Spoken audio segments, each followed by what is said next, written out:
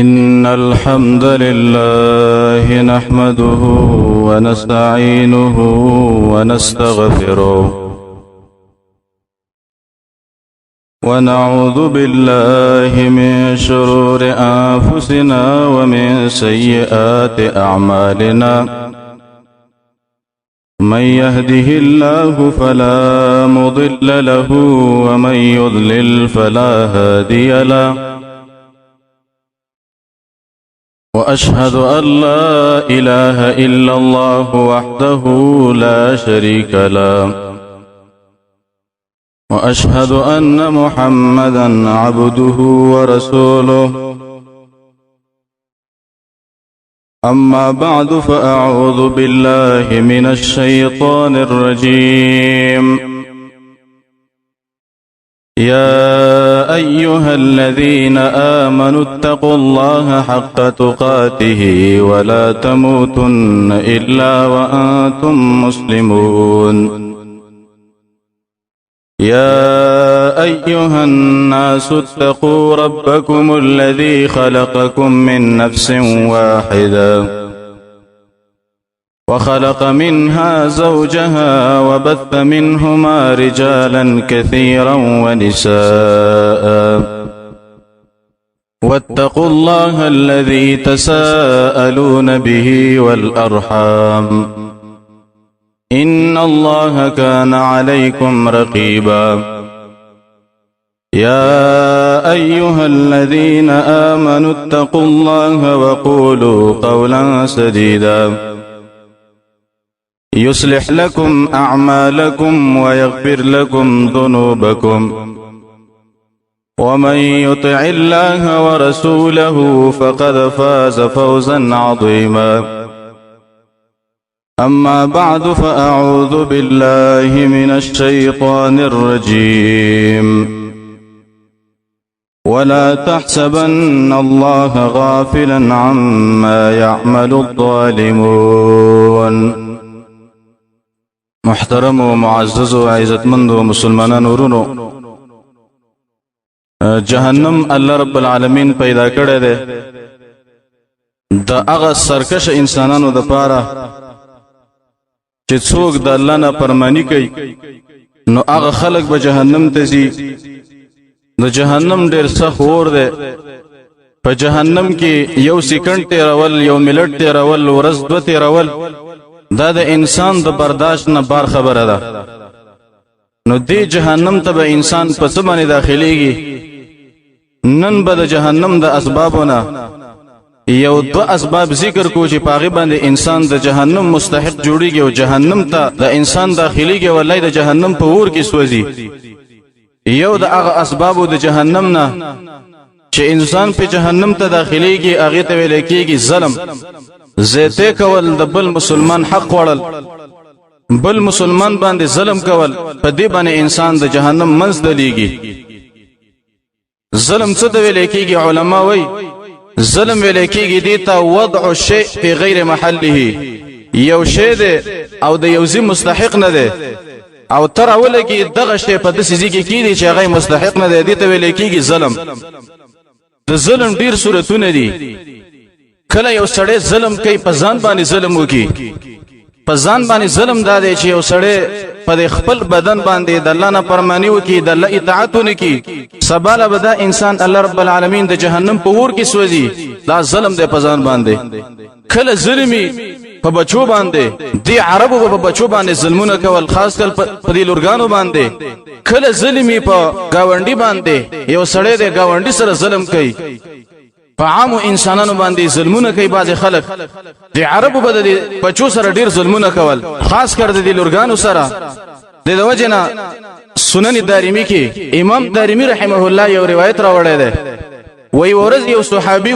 او د نبی صلی الله علیه وسلم د مخ ته ناس و د سترګونه اوخ روانه وی جړلې وی نبی صلی الله علیه وسلم ورته ویلې چې ته ولې جړلې وی دی صحابي ورته ویلې چې یا رسول الله ما نه یو ګناه شوی دا غمه جړې وی کومه ګناه ده نشوي دا وی ګناه را نه دا شوی دا وی په جاهلیت کې زتلې مو په سفر باندې ډیر مو د پس وای زرانم د خپل کور ته چې و می قتل زما په دې کور کې یو وړه جنۍ د ګرځي را ګرځي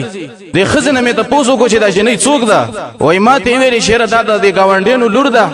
او د تر لګلې زما سره ټیم تیری زما بل ملګری نشته ده دروغ یو ته ویلې وای بل ټیم مې به دا جنۍ د مخ نه تیر شو سخت غوسه را وستله وای دې خزه ته مې ویلې چې وښنم دې قسم دې پرم باندې چې وښنم دې یا الله ته ولا څوک ده وای غیر ته ویلې حال بده ته ویما ولیکن سبو ته نه وي وای زه څو ته نه ویما راته ویوا وای ما ته ویلې چې کله ته په سفر باندې لاړې دا ستان الله رب العالمین پیدا کړی دا وداسته لور ده وای سخت غوسه را لاله وای ما دې چل وکړه په چل کې مې د خپل لور د کور نه روانه کړه او ته مې ویلې چې لوري راځه زو د ماماګانو کرا وای دا مې بوت دا پلار کې و دشته یو کویو وای دی کوی په سر باندې زکینا سلام دی لور ته مې ویلې چې لوري تراشه پانګو کلاندې په دې کوی کې چي دي وای کړه چې داس ما لور رااله او دی کوی ته داستر ورخته ک وای است ما ورټیر ول دی کوی ته مې ورړتله وای چې ما ورورته لاس دی په خونه ونی ولما او د څه وسنګیدله وای ما باندې دا شیطان ډیر غالب شو وای مولا د لاسونو د خونه خلاص له ختمې دي کوی ته ورورته ولا فوقعت في البير منكوسا په دې کوی کې لاندې پړ مخې ولېدل وای او لاندې څه وسنګیدل کله چې د ساو ختله دا غینه پس وای روان شوم وای فرق لها رقه د نبی صلی الله علیه وسلم د سترګونم پکې وخې روان شولې او وی جړلې او به ویل چې عید علیا ملګری د قصراته به وکا وای به هغه شروع وکړه هغه قصه ته به وکړه اخر وته نبی صلی الله علیه وسلم ویلې چې زما د کعبه پر رب باندې قسمی کچیر د ما د جاهلیت په کار باندې چاله سزا ورکوله قسم دې چې تعالی می سزا درکول او د دې لور په سزا کې ما ته وجلنن چې تا د ظلم کړي او زه ته کړي نو دې عربو به ډیر ظلمونه کول د دې لورګانو سره حدیث کې راغلی نعمان ابن بشیر رضی الله عنه دا وی ورځه زما پلارو مال یو غلام راکا او ما ته ویلې چې دا غلام کواله وای زما مور زما پلار ته ویلې چې د سکار وکا دا نعمان ابن بشیر بوزه د رسول الله خوا او رسول الله په خبره باندې گواکه چې تا دې غلام ورکړې ده وای دا نعمان ابن بشیر وای زما پلار بوتله د مور په مشوره باندې د نبی صلی الله علیه وسلم خواته او رسول الله ته ویلې چې رسول الله ته گواشه ما دې نعمان له یو غلام ورکړې ده وای نبی صلی الله علیه وسلم ورته ویلې چې آیا تا ټول بچول د غلامان ورکړي کنه صرف نعمان له دې ورکا و یا رسول الله صرف دې له ورکړې ده نور لمنې ورکړي نبی صلی الله علیه وسلم ورته ویلې چې دا خو د دروغ گواہی ده د ظلم گواہی ده څنګه دا گواہی ورکما ټول بچول ورکو به دې ویلې چې فتقوا الله واعدلوا بین اولادکم اے پلانانو دلانه ویریږي او د بچو په منځ کې انصاف وکړي که یو بچی دې اغه له یو شی ورکه نو باید بل نم ورکه بعضی پلانانی ظالمانی دا خپل اسمکه ټوله دی بچی پسې ولیکي او هغه نور بچی چې به هغه سوال تقریبا کې نشته دا ظلم دی د بچو په مابین کې یو بچی چې څور کې بل بچی له ورکه علما وایي چې یو بچی له روپۍ ورکه بل له ورکه علما وایي چې یو بچی خپل بل په خپل د بچو په منځ کې فرق نه کې دا د نبی صلی الله علیه وسلم حکم دی چې کله دی فتقوا الله واعدلوا بین اولادکم دلانه ویریږي او د بچو په منځ کې ګور عادل وکړي ظلم چې دی دا انتهایی بد کار دی قران کې الله وایي ان الله لا يهدي القوم الظالمين الله ظالمانو ته هدایت نه کوي بل ذکر الله وایي انه لا يفلح الظالمون الله ظالمان خلق نه کامیابی او بل ذکر وایي چې ولهم اللعنه ولهم سوء الدار کم خلق چې ظالمان دي د خلقو لپاره لعنت ده او د خلقو لپاره بد کور ده او بل ځکه الله وایي سورۃ المؤمن کې ما للظالمین من حمیم ولا شفیع یطاع الله وایي د ظالمانو لپاره کم دوسم نشته ده او د ظالمانو لپاره به کم سپارښم نشته ده په جهنم کې او د جهنم کې بسوځي د وجنه علما وایي ان الله ينصر الدوله عادله ولو كان كافرا الله رب العالمین د هغه حکومت سره مدد کوي کوم حکومت چې عادلی اگر که کافر ولی نه ولیکن چې عادلی کوي د حکومت سره الله رب العالمین مدد کوي او که په بل طرف یو مسلمان حکومت ولی نه او دا ظلم کوي پر رعیت باندې الله رب العالمین د دې خلکو ټغر به ډیر زر ټولي کم دولت او کم حکومت چې د ظلم نه ډکه اگر که د ایمان غټه دعوی ولې نه کوي ولیکن د خلکو سره به الله مدد نه کوي نبی صلی الله علیه وسلم بدعا کولا اللهم لا تسلط علينا بذنوبنا من لا يخافك فينا ولا يرحمنا یا الله زمون د ګناه په وجه باندې په موږ باندې د خلک به مسلط کوا چې به په موږ باندې ظلمونه کوي او رحم نه کوي په موږ باندې نو د دعاګانې غوښتل پکار دي چې یا الله د ګناه په وجه باندې په موږ باندې ظالم حکومت مسلط وا د وجه نه علما وایي د ظلم په وجه باندې د ملک نه امن ختميږي د ظلم په وجه باندې علما وایي د ملک نه د میوه خوند برکیږي کوم ملک چې ظلمي په هغه ملک د میوه خوند نه دې باره کې به واقع ذکر کو امام حافظ عماد ابن کثیر رحمه الله دا واقع ذکر کړی دا ناشنا واقعه ده وای د بنی امیه د بادشاهانو یو بادشاو او دای ورځ د خپل بادشاہي نه راغې او لباس بدل که چانه پیجان د ساده لباس کې را روانو چې وی کتل یو باغو خیسته باغو د انارو دې ته ورنوته چې کله ورنوته پدې کې یو کس ولید باغوانو وای دی باغوان ته ویلې چې لګي وبور سره نه چې وېس کما وای هغه ته ولې نشته دا لاړ وای د انارو نه ول شربت وکاو او ډیر مزیدار شربت ول وکاو وای کله چې ول دا شربت راوړل او دی بادشاہ دا اوس کوي سخت مزه ورکړه او ډیر خوند وکوي وای دی بادشاہ دې کس ته ویلې د باغ والا ته وای را د شکار وکا دی ګلاس سخت خوند وکړه د شکار وکي بل ګلاس را راوړل بل شربت را جوړ کوي سیدت التکی نظر اعظم وای دا چې کله روان شو او شربت یې جوړو دی بادشاہ د ځان سره د سی ویلې چې یاره دا ډیر مزیدار باغ دی او که زه د بادشاہي زیره به تلاړم په دې باغ به ټیکس لګوم او کوم ټیکس شو دا بس ما بچي خوري به پیسې شربتونه دې ما بچي به بیسکی د ظلم فیصله په دې نیت کې وکړه وای دغه کس کله لړ د باغ والا الته شربت جوړ کو د کمی څنګه نو د کوم بوټي نه چې اول شربت جوړ کړو دا کنه دا ګلاسم جوړ کړ چې کله ول راوړو بادشاہ له ورته چې ویس ک ډیر به خوند خوش خوند وکاو وای دی بادشاہ دی باغ والا ته ویل چې تباشي دا غولنی خوند خراب کړاله دخله دا دې چې جوړ کړی دی وای دی ورته ویل دی باغ والا وای چې اورورا دینه پیژاند چې دا بادشاہ دی وای دا مې د اق څنګه نه او د اقي بوټي نه دا انارم را شو کولې دی شربت مې ته جوړ کړی دی خو لیکن خوند خراب دی بادشاہ دوی دا وجه څه کې دی شي وایره وجه دا د زما په ګمان باندې وای کله چې بادشاہ ظالمي زما د باغ د میوه خوند خرابي او کې دی شي د دې زمانه بادشاہ د ظلم فیصله کړی پر رعیت باندې زکه زما د باغ د میوه خوند خراب شته وای دی دا بادشاہ ځان سره پیښه چیرې مانیت خراب کو الله دې چل وکا وای دی کس دی باغ والا ته د ذکر وکړه تو ورشه بل شربت والا جوړ کا وای دا لاند بل شربت جوړو او دی بادشاہ توبه وستله چې الله ما خو د ظلم فیصله کړی ول ځان سره توبه وستله چې کله دریم ګلاس ولا راوړل ویسکه وای دا هغه ولني په شان خوند دی نو دا بادشاہ پیښه چې کوم ظالم بادشاہي او هغه په دې رعیت باندې د ظلم فیصله وکړي الله رب العالمین دغه ملک د میوه خوند ورکړي بعض خلک ویره میوه خوند نه کوي میوه خوند ځکه نه کوي چې کوم حکومت ولا ظالمانی الله رب العالمین د میوه په خوند به ورکړي د وجنه ابن کثیر رحمه الله یو روایت راوړی دی نبی صلی الله علیه وسلم فرمایي چې ان الحبار لتموت في وكرها من ظلم بني ادم وای دغه ځان مرغی چې دا په خپل جاله کې د بنی ادم د ظلم د وجه نمرې انسانان ظلم شروع کی نو دغه ځان مرغی په خپل جاله کې د ظلم د وجه نستمړش او به د څه وای چې وای نه الضبيه لا تموت في حجرها من ظلم بني ادم وای دا سمسار چې دا او دا خادمي دا په خپل سوړه کې دا بنی ادم د ظلم د وجه نل تمرې نو ظلم ډیر بد دي کوم انسانان چې ظلم کوي د خلق د الله نه دی خو انه لا يحب الظالمين الله په قران کې وایي چې ظالمان ګورسما بدی شي ظالمانو سره زمينه نه لرما وسو کومنګ تاسو وګورو په کلی علاقه کې به یو کمزور کسي نو کده ملک او کده بل یو کس څومره ظلم وسکیږي په بل گاونډي باندې کوي زور وته خي ویلا زور وته خیمه د وجنه نبی صلی الله علیه وسلم صحابه ته ویلو چې اتقوا عن دعوه المظلوم اسمه ملګرو ګره د مظلوم د خیر او نزان وساتي ځکه وجدادا ليس بينه وبين الله حجاب تعالو د مظلوم په منځ ور پرده نه که خیره څنګه وکړه د ټکه قبليږي ګوره نو کوم خلکو چې په مظلومانو باندې ظلم کړي داغې نه دي زر زر بخنه وغاړي کنه الله رب العالمین دې پلاس پوچت دي مظلوم الله رب العالمین بستا خانه تبا کی او الله رب العالمین به غر کو تبا کی په دنیا کې به ذلیل کی دا وجنه حدیث کې راغلی پر روایت ابو هريره رضی الله عنه چې ثلاثه دعوات مستجابات لا شک فيهن وې درې خيري دي چې دا د ټکه قبليږي ګوره دې کې شک نشته ده د درې خلکو خيري دي ګوره د دې خيري وانه خلې دا ډاري کې قبليږي یو پکې دعوه المظلوم د مظلوم خيري دي یو سړی دی غریب دی وسې نه کیږي او تا په ظلم وکړه کدي الله رب العالمین ته صرف د الله پوښتله او ویل چې الله ته تباک الله دې د ګوره د ټکه تباک کوي غر کوي دي د مظلوم خيري الله رب العالمین نو واپس کوي او دویم رسول الله فرمایي چې دعوه المسافر د مسافر سړي خيري الله رب العالمین نه رد کوي کوم ځکه چې مسافري کته د سره ظلم وکړه د مسافر خیر الله رب العالمین قبلې زکه د مسافر د سړی د اصل شي دا نرمي او دا پوګیدل زړی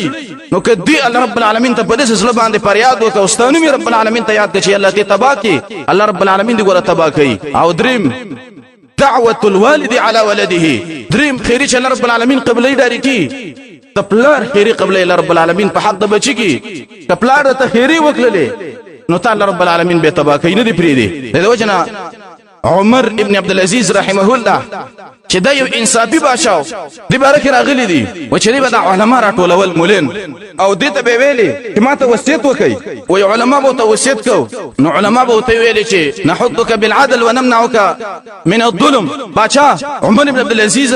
من تا ته ګورا په عدل باندې تیزی درکو د ظلم نه دی معنا کو ځکه ظالم بادشاہ الله رب العالمین بدی شي او الله رب العالمین د ظلم بادشاہي ختمي د وجه علما وای د عمر ابن عبد العزيز رحمه الله په بادشاہي کې په جیل کې خلق نو جیلین نو ځکه شابه ظلم نکو او د عمر ابن عبد العزيز رحمه الله په بادشاہي کې با وای دا کم شرمخان او لیوان چو دا به د ګړو سره یو ځای ګرځیدل په ساراګانو کې او شرمخانو د ګړو ته څنګه ویل ځکه هغه د عدل بادشاہي نه وي نو په کار دادا چې موږ تاسو ځان کې عدل پیدا کو د ظلم نه ځان وساتو د سبا خارو قران کې الله رب العالمین دا غي واقع ذکر کړي سورته سبا کې علما وايي په دې سبا خار کې دومره امن وو چې د ورځې او د شپې به خلکو د سفرونه کول هیڅ هم نو وای تر دې پورې چې با یو جنې به په کور کې به یو ټوکرې د میونه ډکلله دا به په سر باندې وړل بل کلی تا خو لیکن چا وته څه نه ویلې ډېر امن وو والله وای چې کله ظلم وکړ فارسلنا عليهم سيل العارم الله وای اډم د قوم پر ایلکه او دا کوم باغونه چې الله رب العالمین وای دا ختم کړو تاسو نه سمولکله وجه سوا چې دی ظلم وکړ او ظلم چې څوک الله رب العالمین به زر ختمي په کار دادا چې ظلم نه موږ تاسو ځان وساتو د وجنه ابن عباس رضی الله عنهما بارک راغلی دي چې ورسه داو كعب الاحبار چې دا د يهودو غټ عالم د عمر رضی الله عنه په وخت د ایمان راوړیو وای دا دونه په یو مجلس کې ناسو خلک مو سره ناسو وای چا د عبد الله بن عباس او د دونه علماونو ته پوښتنه کو چې آیا په قران کې داسې آیات شته دي چې الله رب العالمین د ظلم په وجه باندې د ظالمانو د کورونه تباہ کړي دي ملکونه تباہ کړي دي وای دی كعب الاحبار ته لري رماته خو نه دی معلوم عبد الله بن عباس ترجمان القرآن حبر الامه دی وته ویل ماته د آیات معلوم دي وای کوم آیات دي وای الله قرآن کې وای چې فتلک بیوتهم خاویه بما ظلموا والله وای دا کورونه مولا راوړل او د کورونه دا چتونه مې لکینول په څه وجه باندې بما ظلموا په سبب چې ظلم وکړه د ظلم په وجه باندې الله رب العالمین د خلکو کورونه تباہ کړي او د خلکو علاقه او ملکونه تباہ کړي د چې په وجه د ظلم په وجه ابو درداء رضی الله عنه ویلي چې ایاکم ودعوه اليتیم اے خلکو ګره د یتیم د خیرونو ځان وساتئ ودعوه المظلوم د مظلوم د خیرونو ځان وساتئ وای ځکه وجه دا فانها تسرى بالليل والناس نيام وای وجه دا د یتیم او د مظلوم خیره دا ګره د شپې رب العالمین ترسي او خلک به ودی ګره د مظلوم د خیرونو ګره ځان وساتئ دا ابو درداء رضی الله عنه ویلي علي بن زید رحمه الله دا وای شی ورزه دا د حسن په مجلس کې ناس دا وای د حجاج ابن یوسف د مرګ اوازه رااله خبر راغی چې حجاج ابن یوسف مردار شوی دی مړل نو قانون دا کله چې ظالم سره مړ شو په دې باندې سنوي شیرا ظالم تبا شو توبه ویني سلو دا دی کافر مړ شو هندو مړ شو په دې به خفقان نه کې الله په قران کې وایي فقطع دابر القوم الذين ظلموا والحمد لله رب العالمين الله وایي د ظالمانو خلکو جرم ختم کړه او وایي چې الحمد لله رب العالمين ټول کما صفاتونه خاصه لري په دې باندې شکر استل پکاره چې کله ظالم مړ شو وایي علي بن زید ویلي چې کله د حجاج ابن یوسف د مرګ واقع رااله او د مرګ خبر راغی وای الحمد لله ټول کمال صفاتونه قصد لري چې دا ظالم ختم ک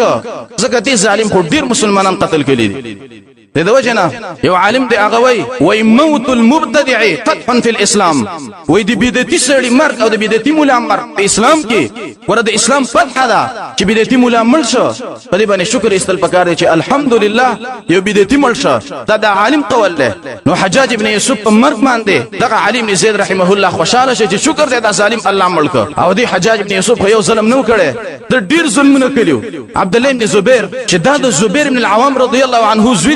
او نبی صلی الله علیه وسلم د بارک ویلو چې د ار نبی او خاص دوسی حواری او زما دوست ګره د زبیر ابن عوام ده دا دزبیو او مور چې وا اسماء بنت ابي بکر رضی الله عنها چې دا د دې زویو د اسماء رضی الله عنها وای دا عبد الله بن زبیر د په مکه کې ځل خلافت جوړ کړي او د حجاج بن یوسف په سره د په حمله وکړه او د خلک ولا څه شهیدان کړه د عبد الله بن زبیر ونیو او چې کړي ونیو وای دی عبد الله بن زبیر خپل مور پسې جواب ولېګه اسماء بنت ابي بکر پسې چې مور می خبر کې چې مور راش کله وای مور رااله وای عبد الله بن زبیر ویل چې نور خلک جدا شي مور ته می په خو کې خبره کوم وای مور ته ویل چې مورې دا ظالم دی حجاج دا راغله ما ته وای چې امر دې ظلم کارونه کې څه چې زویم دا معنی او یا دې وجنه څه وکما وای اسماء بنت ابي بکر ورته ویل رضی الله عنها چې هغه مؤمنه زنانه وا او د ابوبکر رضی الله عنه لور وا وای دی وته ویل چې بچي عبد الله د زمری یو ورځ ژوند د ګیدل د سل کاله د ژوند نه غوړه دی غوړه د غیرت زندگی وکړه د الله نه پرمانی چې ته ونه کې وای عبد الله بن زبیر وته ویل چې قسم په الله مورې امده په سلام زما وای او دی حجاج بن یوسف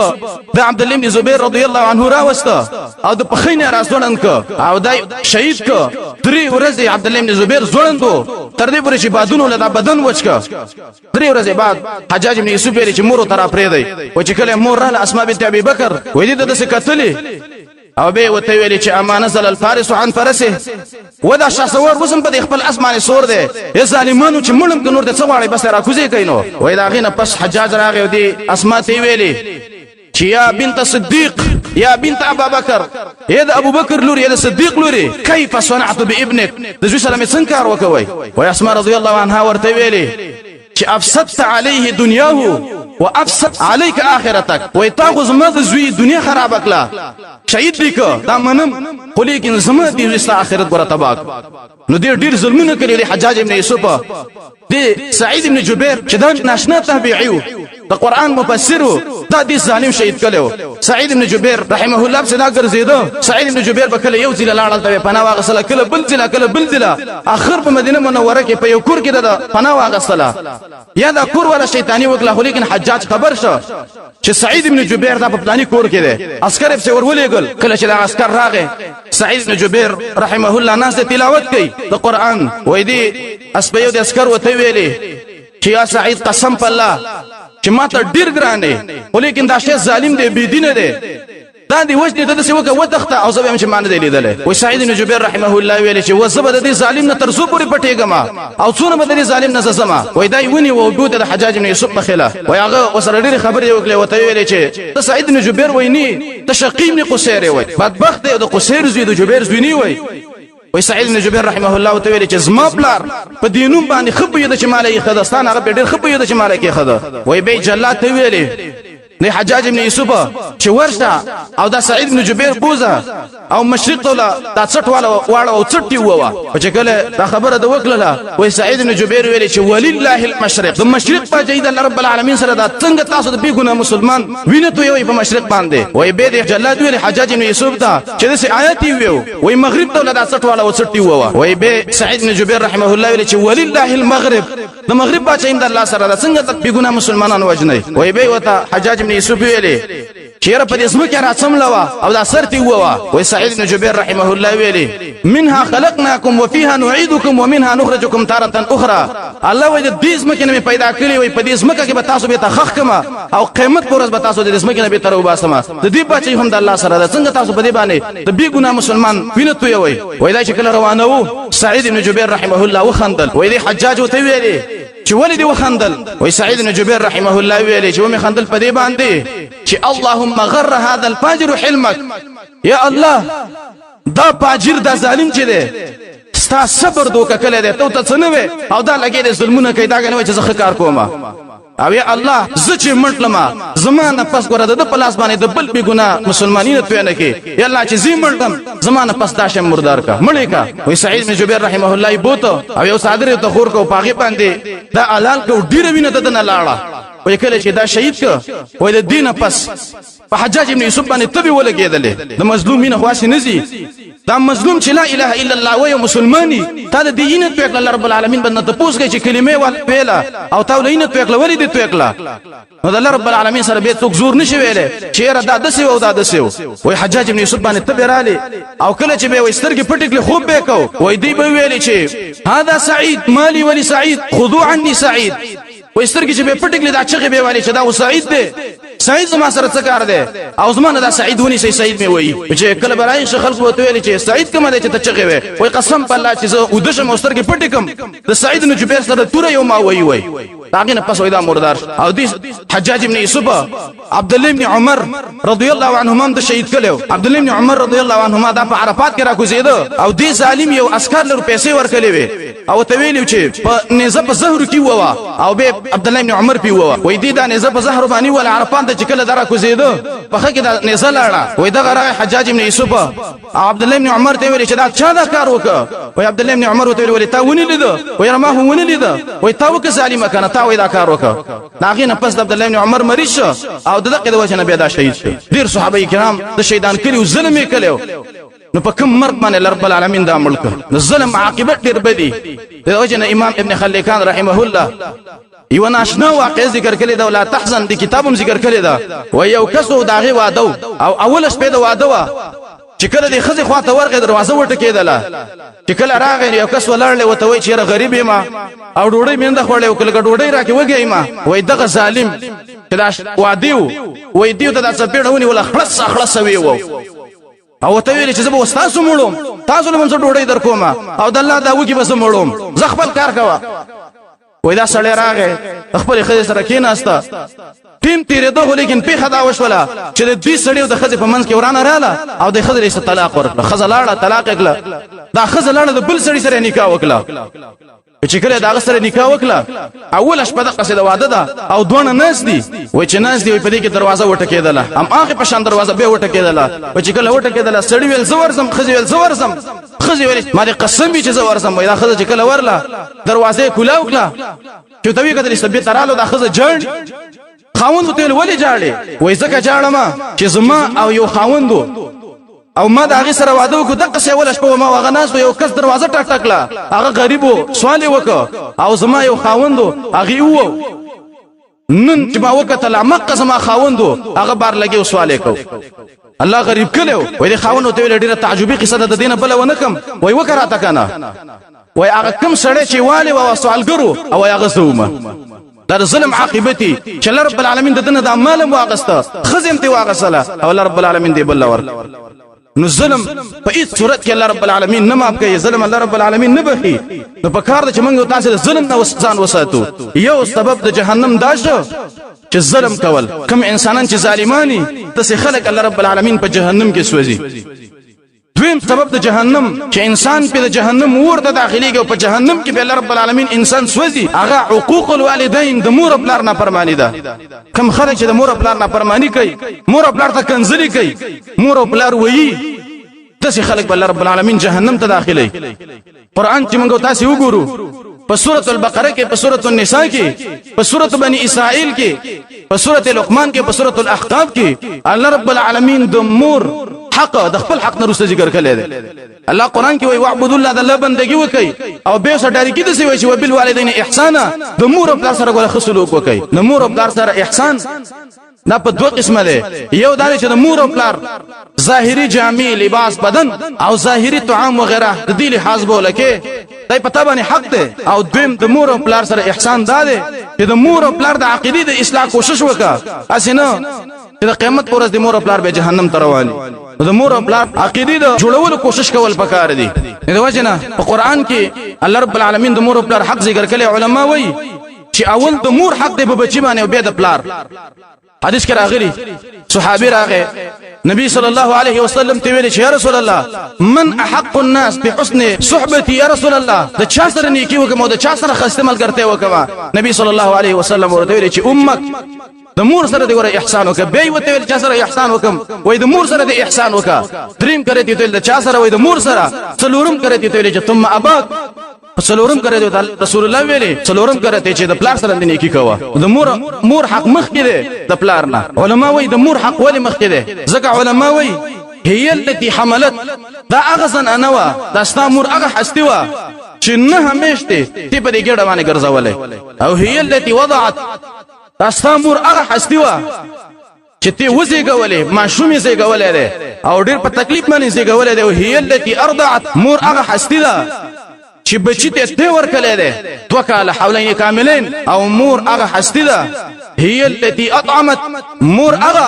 حستی ده چې بچی ته ډوډۍ ورکلې ده خپل به ځان وګیا کوو ولیکن بچی له ډوډۍ ورکولا او هي التي اسقط مور هغه خزدا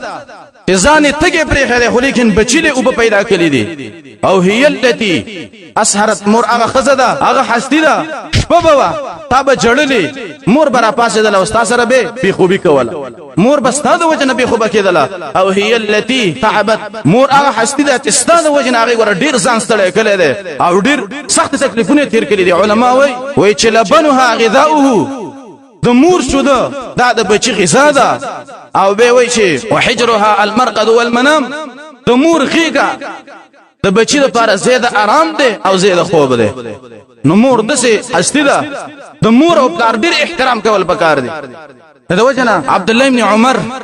رضی الله عنهما دای ورځ په بیت الله کې طواف کوي چې ګوري یو یمنی سړی دی او هغه د خپل مور په شاکل ده او د حرم کې ول طواف ور کوي طواف کوي په شام باندې ولا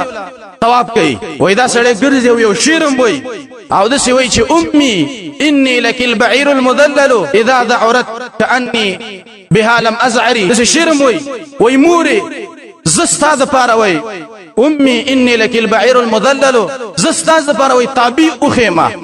لکه په اوخ کې چې چا واګي اچلی کم طرف ته چې به یک طرف ته دی وای زستاد پاره تابع او خیمه او اوخ کې قانون دی چې اوخ سړی کیږي هموري زستا په ګرځول باندې سړی کیږم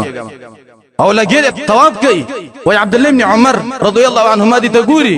دي سړی وای عبد الله ابن عمر ولیدا او دا یو پیجن چې دا خدا عمر رضی الله عنه زوی دی عبد الله ابن عمر دی دا وای راغی ته ودرې دا وای چې ما ترى ابن عمر اجزيتها ابن عمر څه ولیدل آیا د مور حق می ادا ک مور له می بدله ورکړه وای عبد الله ابن عمر ته ویل چې لا تا د مور بدله او حق نه ادا کړي وای مور چې ته په ګډه باندې ګرځولې او صرف هغه یو سپیرګي کړي ده چې وای ما ته تکلیف ده دا هغه یو سپیرګي حق م تنه ادا کړي او که چیرته ته په ټوله دنیا وګرځي په شا باندې دغه یو سپیرګي حق نشي ادا کولای پاتې لاده چې په حرم کې صرف وګرځي د مور حق ډیر زیات دی په بچی باندې د مور له حساسیت الپکار دي د وجنه علما وای د مور او پلار حقوق په بچی باندې ډیر حقونه دي یو حق د مور او پلار په بچی باندې دا دی چې البر والاحسان بچی به د مور او پلار سره نیکی کوي احسان به سره کوي حسن بصری رحمه الله ته چا ویلي چې دا سید التابعین دی چې حسن ما بر الوالدين د مور او پلار سره نیکی سره احسان سره څه دی وای حسن بصری رحمه الله ویلي چې د مور او پلار سره نیکی دا چې ان تنزل لهما ما ملک د څه چې ته مالکی دا به مور او پلار له خرچه کې کمی روپۍ چې ستاسو سره دی ته مالکی دا مور او پلار باندې لګي او به وته ویلي چې وتطيعهما فيما امركما ما لم يكن بمعصيه د مور سره نیکی دا د پلار سره چې د مور او پلار خبره به مانی تر هغه پورې بوله خبره مانی چې د الله او د رسول مخالفت د باندې نه کوي خبره بوله مانی د وجنه حیات ابن شریح رحمه الله بارک راغلی دي چې دا د بصری قاضي و دارالقضا کې به وای دا ناسو وای مور به رااله او دا خو ساده خزه ودی د څه پتا وجه د اسماس وی قاضي دی مور به ته ودرې دل وته ویل چې یا حیات وای هغه ویل چې امرن امي مور امر کوا چې زه وسه اکار وکما څه حکم راته کې وای هغه به ته چې قم والقي الشعير الى دجاجات يا حياته پاس ورشه او دي چرګانو ته دانه واچوا وای دا حیات ابن شریح په دې خپل دارالخزانه پاتې دي خلکو ته به ویلي چې تاسو صبر وکئ زر اعظم وای دا بلل او چرګانو ته به دانه واچلې تاغې نه پس به مور ته ویل چې وسو وکم وای دا زم له جارو کده چرګان واغه به مله جارو کو وای وسو وکم وای ز وسلار شه داغې نه پس به وای راغه الله رب العالمین دې د څه بچی زمنګ نه جوړ کړي چې مور په لار د خدمت وکړو او الله رب العالمین دې موږ له دې بچی راکړي چې موږ به د خدمت وکړو دا وجه نه کوسه د چا په جيب کې روپۍ پیدا شي یا په یو منصب او عہده باندې وټاکل شي یا ته سبکی ویل شي یا په مخ کې نو ټوپکی وګرځي نو که هغه غریب لري څوک دې ته پوسو کې دا څوک دی ویره داس موږ مزدور دی او داس موږ څوکیدار دی دا شته د خلک ولیکن سلفو د مور او پلار به د قدر کو د مور او پلار قدر انسان جنت ته داخلي د مور او پلار نه پرمانی دا انسان جهنم ته داخلي دا وجنه ابن عباس رضی الله عنهما وی ورزي د نبی صلی الله علیه وسلم خواته یو کس راغی ورته ویل چې یا رسول الله دسه عمل را ته وخوا چې زه په الله ته نږدې شمه وی نبی صلی الله علیه وسلم ورته ویل چې ملګری ما ته دسه عمل نه دی معلوم چې ته په الله رب العالمین ته ډیر نږدې شې من بر والدتين د مور سره د نیکی کولونه د مور او پلار دعا قبليږي امام بخاری رحمه الله بارک راغلی چې کله دا پیدا شد لوندو مور به ناسته و د شپې دعاګانې به کولې چې الله زما د بچی دا نظر روح کې یا الله تی بنا کې دعاګانې کولې الله له دعا قبول کړه د شپې له ابراهيم عليه السلام خوب کې راغی ورته ویلې چې ستا د بچی نظر الله رب العالمین واپس کړ سار چې ګوري الله رب العالمین له نظر ورکړل د مور دعاګانې قبليږي د وجه حدیث الغار کې راغلي دي درې کسانو لړ غار ته نه وتل سمڅ ته نه وتل ګټه رااله وستا غارې پسې بند کړ چې غارې بند کړو نو ټلیفون سنشته چې زنګ وای څوک د خبر هم نه دي چې د خلک دلته ایثار دي د ځان سره ویل چې نیک عمل بل رب العالمین ته وسیله کو چې دا غر الله رب العالمین وش کوي دا ګټه جدا کی نو ګر حدیث دی یو پکې ویل چې یا الله زوی چپونکیو ما چوپانو ما ګډي بزیو می سره ولي ورځ می دا ګډي بزی ډیر لري سي ته وشړلې او د اخنی ورځ وا و چې کله عالم ما خبر باندې نا وخت شو او زما به قانون دا چې کله به کور تر عالم اول به می مور او پلارلا شو دو ډوډۍ وغیرہ ور کول په دغه ورځ شرالما زما مور او پلار ودو او زما دا بچی چې په خو کې وختل را وختل د څنګه دلته ولګیدل اسا خو لیکن ما دا بد وګڼله چې مور او پلار می دی وږي او زه داغه مخکې بچو له ډوډۍ ورکم زه ولاړې متر دې پرې چې سار شو سار می وای مور را پاسې د پلار مو ته ویل چې دا شو د تاسو وسکې ډوډۍ وخوري یا الله کدا عمل به ساده رضا لپاره کلی یلا دا غر وشکه ودا ګټه جدا کا وای ګټه جدا شوله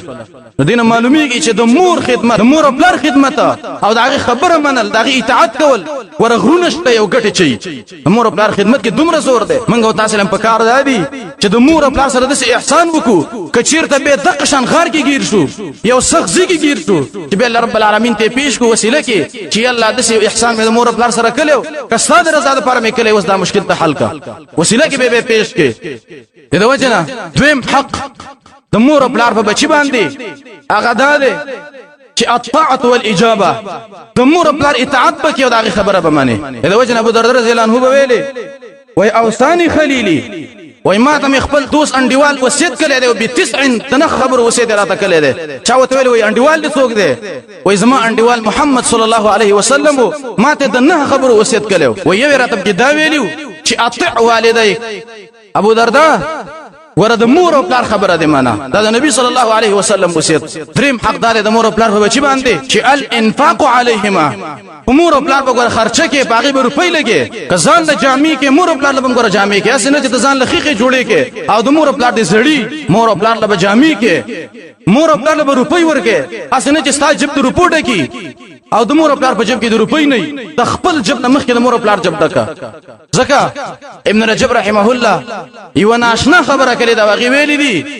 چې بچو د مور او پلار چي دي وای دا چې نزيل عندك اياما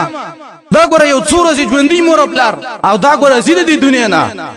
ایو څو ورځې دی خیر دی خې وساتئ نه زولي وساتئ یو صحابي راغی نبی صلی الله علیه وسلم ته ویل چې یا رسول الله وای مور او پلار می غریبانان دي او زمالدار یم نبی صلی الله علیه وسلم ورته ویل چې انت ومالک لابيك ته او استعمال دا ټول د پلار دی ور پلار دی روپۍ ورک هغه باندې خرچه کول پکار دي دا وجنه نن په مور او پلار باندې خرچه وکي دا به سبال او پانچ شي په مور او پلار به ګوره د خاورو ډیره کې ودرېږي خو لیکن تاسو به روپۍ د خاورو ډیره کې ور به د چا د روپۍ نه غواړي دغه شتاخ دې به د چا د روپۍ نه لې چې را موري روپۍ مې لراوړي دا را پاسه دا ژوند دې پرې ژوند کې پرې باندې خرچه وکي د مور او پلار رضا والی خیر دې ته د سختۍ ژوند تیر کې ولیکن د مور او پلار سره احسان کول پکار زکه بعض ظالمان دي چې د خزې د وجه نه مور او پلار خپه کوي نو ګوره خزې پیدا کیږي غاړي موټرې پیدا کیږي روپۍ پیدا کیږي ولیکن منګو تاسو به اوسه پورې ګوره د سي دکان د سي شرکت د سي ملک نه لیدل چې هغه له څوک ورشي چې یاره مور او پلار مې دي او مور او پلار خپل په پیسو باندې دا مور او پلار دی یو نعمت دی چې 500 به لړ یو سورې ژوند دی نو په دې کې خو وساته او ډېر خرچې په وکانه زولي وساته د مور او پلار باندې خرچې کول پکار دي دغه اطاعت کول پکار دي د وجه علماء وای د مور او پلار د خدمت ثمرات د اطاعت ثمرات میوي چا چې د مور او پلار خدمت کړي دي داغه پیدا صدا پیدا ده چې طریق الجنه چا چې د مور او پلار خدمت کړي دي دغه انسان الله رب العالمین جنت ته داخلي ده د جنت لار ده ګوره دویم کوم انسان چې د مور او پلار خدمت کوي نو ذالک من تمام ایمان العبد د بنده د کمال ایمان نه خدا چې څوک د مور او پلار سره خدمت کوي مور او پلار خوشاله ساتي او دریم چې څوک د مور او پلار خدمت کوي نو البرکۃ للبر علما وای کم خلق کم بچی چې د مور او پلار خدمت کوي الله رب العالمین به د دې بچی په اولاد کې مال کې اهل او عیال کې ارزه کې به برکت واچي او تاسو به دا بل مشاهده لیدلی کم بچی چې د پلار خدمت کړي د مور خدمت کړي ده الله رب العالمین دغه په ارزه کې برکت اچلې ده لیکن کچا نه کړي هغه امیش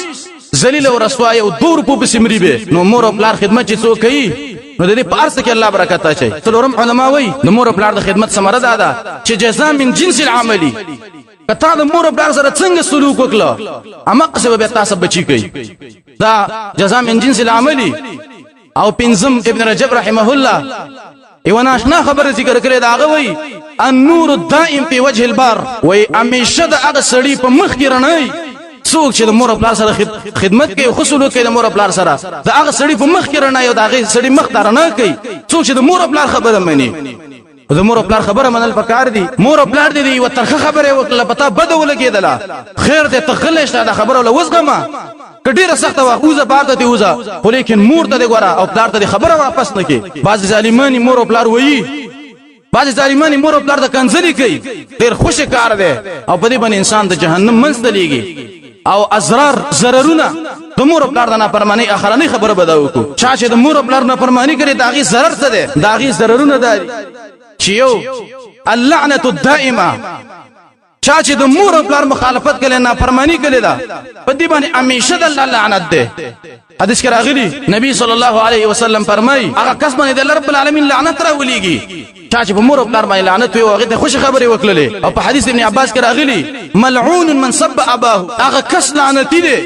چې څوک پلار ته کنزل وکي په دې سړي باندې د الله لعنت دی لعنت څه ته ویل کېږي البعد عن رحمت الله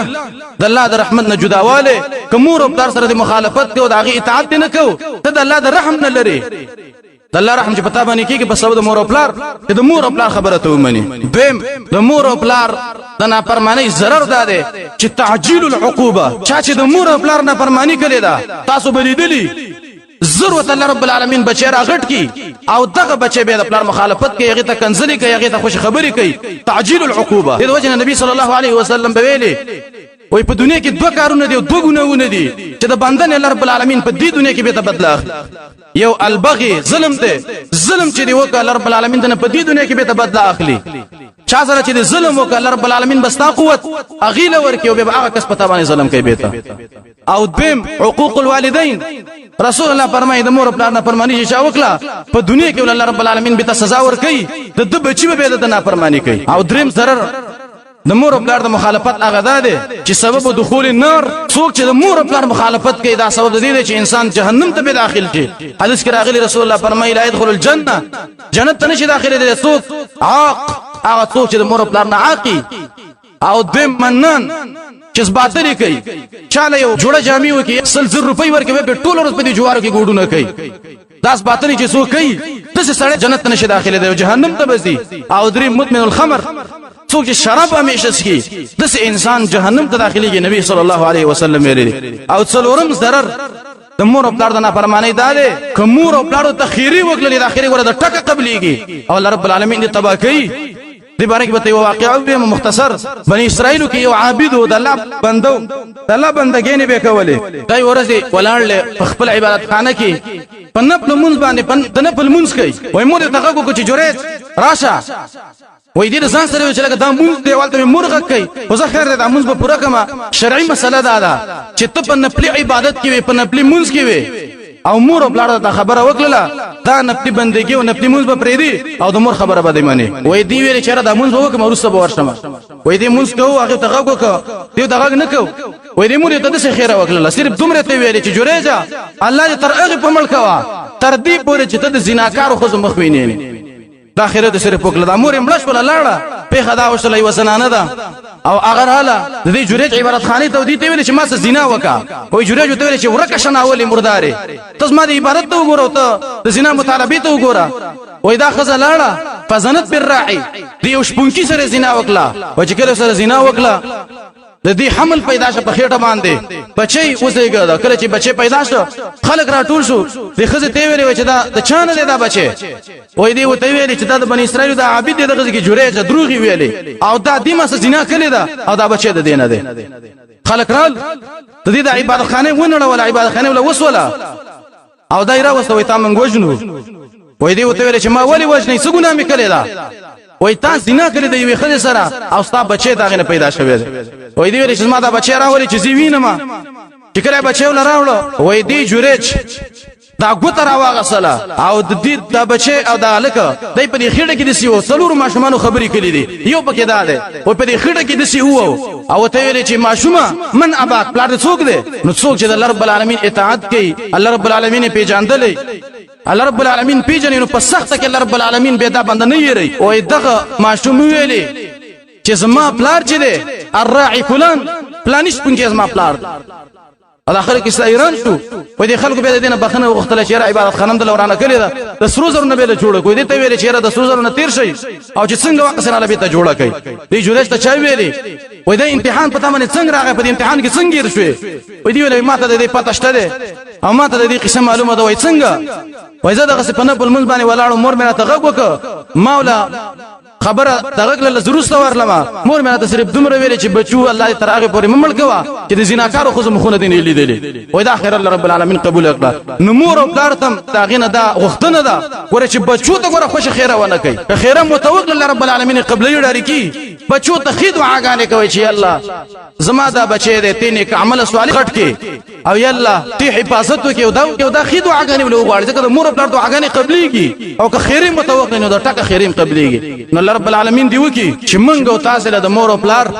د اطاعت او توفیق راکړي او الله رب العالمین دی مونږ د مور او پلار د مخالفت نه وسات